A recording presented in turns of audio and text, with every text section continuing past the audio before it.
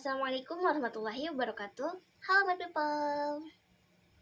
Oke, sebelumnya perkenalkan nama saya Anika dengan NIM 2281050050. Saya dari kelas 3B, jurusan Tardis Matematika, Fakultas Ilmu Tarbiyah dan Keguruan YIN Syekh Nurjati Cirebon. Nah, hari ini temenin aku bikin alat peraga Unoka yuk. Sambil nanti aku jelasin bagaimana cara penggunaan alat peraga Unoka itu. Yuk.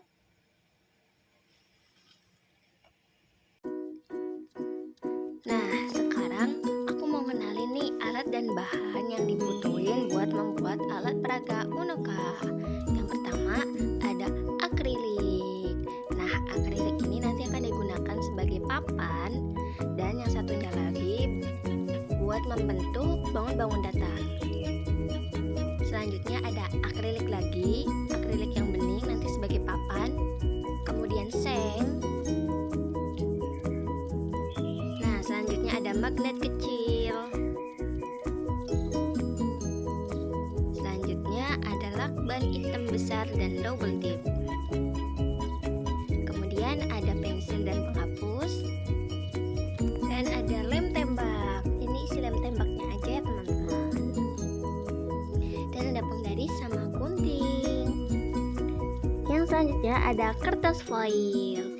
Jadi aku menggunakan warna biru, kemudian ada warna ungu, kemudian ada warna silver, dan ada warna kuning. Jadi totalnya aku menggunakan 4 warna. Ada tambahan manik-manik. Jadi manik-manik ini gak wajib ya teman-teman, hanya sebagai pemanis saja. Nah, ini semua alat dan bahan untuk membuat alat peraga Unoka. Selanjutnya next yuk ke cara pembuatannya.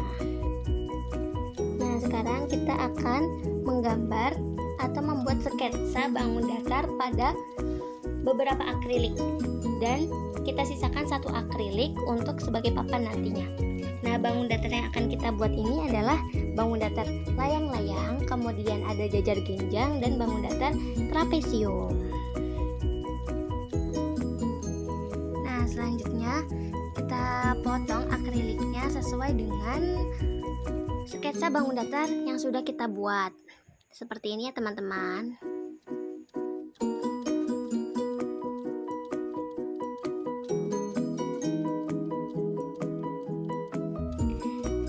Nah, bangun-bangun datar yang sudah kita potong ini kemudian kita akan lapisi dengan kertas foil. Nah, kita akan membentuk sketsa kembali pada kertas foil sesuai dengan potongan bangun datar ini ya teman-teman. Lalu nanti kita potong sesuai dengan sketsa yang kita buat tersebut, oke?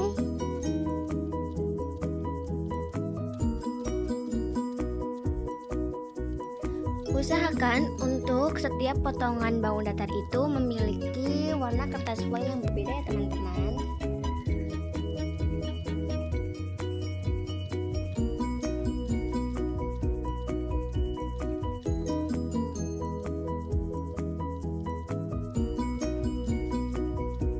Nah, selanjutnya jangan lupa kertas yang melapisi akriliknya kita buka terlebih dahulu ya teman-teman.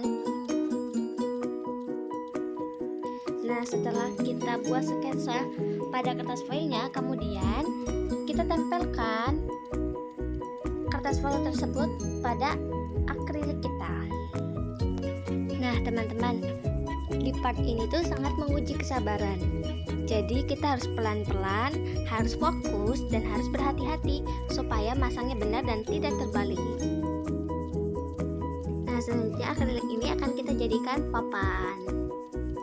Nah, kita lapisi juga akrilik tersebut pada kertas foil yang berwarna silver. Oke, kita buat dulu polanya, kemudian kita gunting, lalu kita tempelkan pada 2 sisi akrilik ini. Sabar teman-teman, tempelinnya pun harus hati-hati. Nah, hampir lupa, ini adalah sengnya kita tempelkan pada bagian depan akriliknya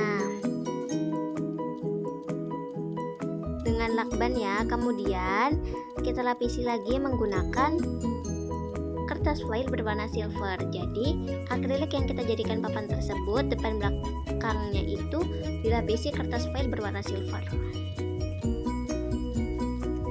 selanjutnya akrilik bening ini kita tempelkan pada bagian bawah. Kalau bagian atasnya kan ada aslinya itu yang dilapisi sama kertas foil. Nah, bagian bawahnya kita tempelkan akrilik bening. Akrilik bening ini akan menjadi papan untuk menulis rumus bangun datarnya. Nah, akrilik bening ini saya sarankan menempelkannya itu dengan lem tembak karena lebih kuat begitu.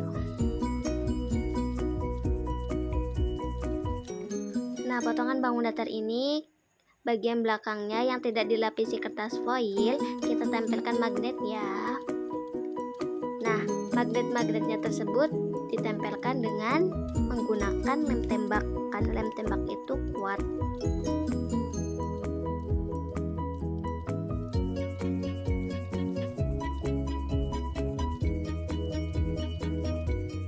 Selanjutnya saya akan menempelkan beberapa manik-manik sebagai pemanis saja ya teman-teman.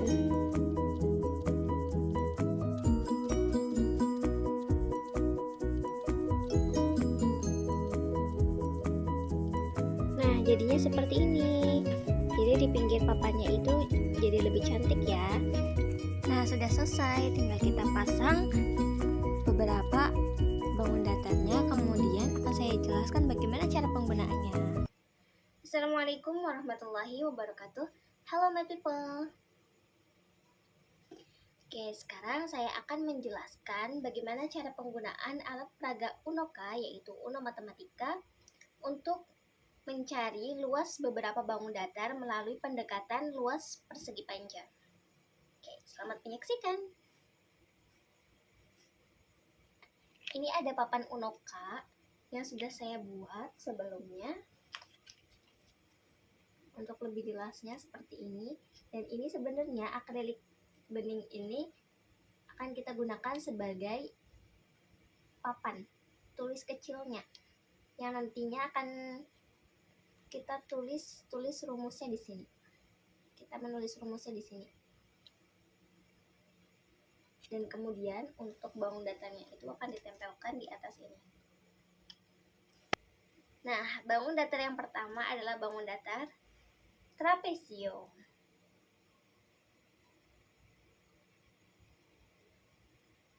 Nah, bangun datar trapesium ini memiliki dua unsur, yaitu ada unsur sisi sejajar, yaitu atas dan bawah. Kemudian ada yang namanya tinggi. Tinggi trapesiumnya itu yang ini. Karena ini merupakan trapesium siku-siku, maka sisi yang berdiri ini namanya tinggi, dinamakan tinggi. Oke, kita ingat-ingat dulu ya bahwa trapesium itu memiliki dua unsur, ada unsur sisi sejajar dan unsur tingginya. Nah, lalu bagaimana caranya kita mengetahui luas trapesium dengan menggunakan pendekatan luas persegi panjang? Nah, caranya yaitu kita hanya cukup menghafal luas persegi panjangnya aja. Luas persegi panjang adalah panjang kali lebar. Nah, kemudian kita akan menerapkan luas persegi panjang tersebut kepada bangun trapesium. Nah, langkah selanjutnya adalah kita mengubah bentuk trapesium ini menjadi bentuk persegi panjang. Nah, lalu bagaimana sih caranya kita mengetahui luas dari trapesium dengan menggunakan pendekatan luas persegi panjang? Caranya mudah sekali. Yang pertama itu kita harus menghafal dulu unsur-unsur dari trapesium. Tadi kan ada dua, ada sisi sejajarnya, atas dan bawah, dan ada tinggi dari trapesiumnya. Dan yang kedua, kita harus mengubah bentuk trapesium ini menjadi bentuk persegi panjang tentunya. Caranya bagaimana? Caranya kita memindahkan bagian yang berwarna kuning dan biru ini.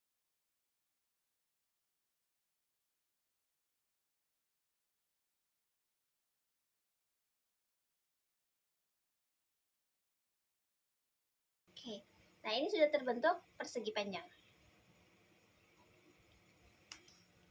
Nah, kita kan sudah tahu bahwa luas dari persegi panjang adalah panjang kali lebar. Nah, mana yang disebut dengan panjang dalam persegi panjang? Panjang dalam persegi panjang itu kan ini. Ini kan merupakan panjang dalam persegi panjang.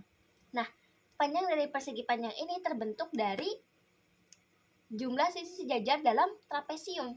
Ini sisi sejajar bawah dan ini sisi sejajar yang atas. Berarti ini kan adalah jumlah dari sisi sejajar dalam trapesium. Kemudian lebarnya menjadi apa? Lebarnya itu ini kan. lebarnya adalah setengah dari tinggi trapesiumnya. Karena kan tinggi trapesium itu kan yang berwarna biru dan yang berwarna kuning.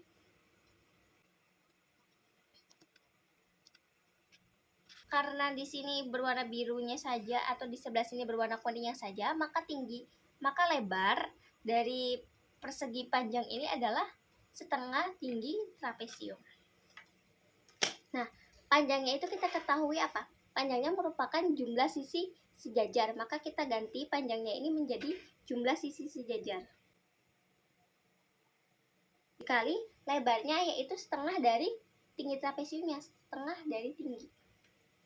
setengah tinggi. Maka luas dari trapesiumnya merupakan jumlah sisi sejajar dikali tinggi. Oke. Jumlah sisi sejajar dikali tinggi merupakan luas trapesiumnya.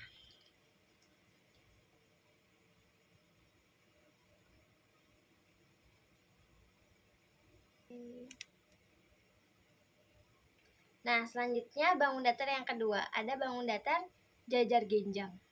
Ini adalah merupakan bangun datar jajar genjang. Oke, jajar genjang ini memiliki dua unsur juga, yaitu ada yang dinamakan dengan alas yang di bawah dan ada yang dinamakan dengan tinggi. Tingginya itu yang ini. Nah, ini merupakan tinggi dalam jajar genjang. Kemudian bagaimana caranya kita mengetahui luas jajar genjang dengan menggunakan pendekatan persegi panjang, luas persegi panjang. Caranya sama. Luas persegi panjang adalah panjang kali lebar. Kemudian yang kedua, jajar genjang ini kita ubah menjadi bentuk persegi panjang. Caranya mudah sekali. Kita geser dulu bagian berwarna kuning, kemudian kita pindahkan bagian berwarna ungu ke sebelahnya. Oke. Nah, persegi panjang itu kan panjang kali lebar. Kita lihat dulu panjangnya dalam persegi panjang ini. Panjangnya kan dari sini sampai sini. Panjangnya ini kan merupakan alas dari jajar genjang itu. Maka panjang ini nanti akan kita ganti menjadi alas. Kemudian dikali lebar. Kita lihat lebarnya yang ini atau yang ini. Nah, lebarnya ini kan merupakan tinggi dari jajar genjang tersebut. Ini tinggi jajar genjang dan ini pun tinggi jajar genjang. Maka dapat kita tuliskan bahwa luas dari jajar genjang adalah panjangnya itu kan merupakan alas kali lebarnya itu adalah tinggi. Maka dapat kita simpulkan bahwa alas kali tinggi ini merupakan luas dari jajar genjang. Nah, bangun datar yang ketiga ada bangun datar layang-layang. Nah, bangun datar layang-layang ini memiliki dua unsur juga. Ada yang disebut dengan diagonal 1 dari samping ke samping dan diagonal 2 dari atas ke bawah. Oke, saya ulangi. Layang-layang ini memiliki dua unsur juga. Ada yang dinamakan diagonal 1 dari samping ke samping dan diagonal 2 dari atas sampai ke bawah. Nah, cara mencari luas layang-layang ini menggunakan pendekatan persegi panjang. Caranya sama, yaitu kita mengubah bentuk layang-layang ini menjadi bentuk persegi panjang. Kita tinggal memindahkan bentuk-bentuknya ini.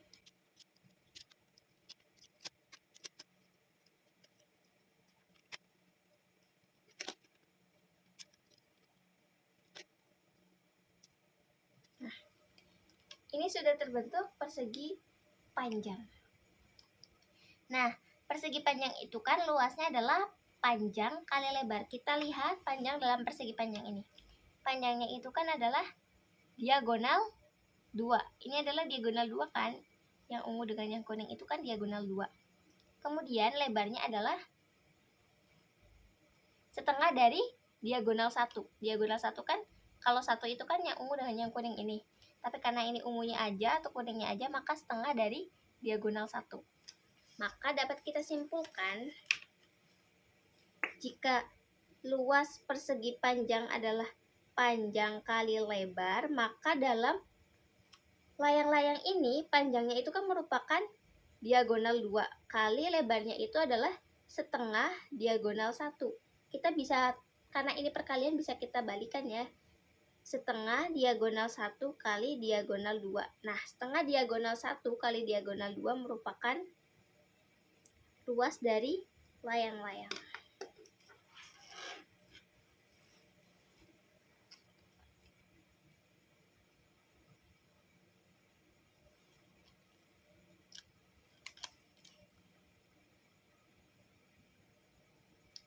Nah, gimana nih teman-teman? Sudah paham kan bagaimana caranya mencari luas bangun datar menggunakan pendekatan luas persegi panjang? Ayo, gimana? Kalau kalian belum paham, kalian bisa mengulangi lagi penjelasan dari saya dalam video ini ya. Oke, kurang lebihnya saya mohon maaf. Semoga banyak manfaatnya, semoga banyak ilmunya dan tersampaikan kepada yang menonton. Dan terima kasih sudah menonton video saya. Assalamualaikum warahmatullahi wabarakatuh. Bye-bye, sampai jumpa. Di next kita belajar apa lagi ya?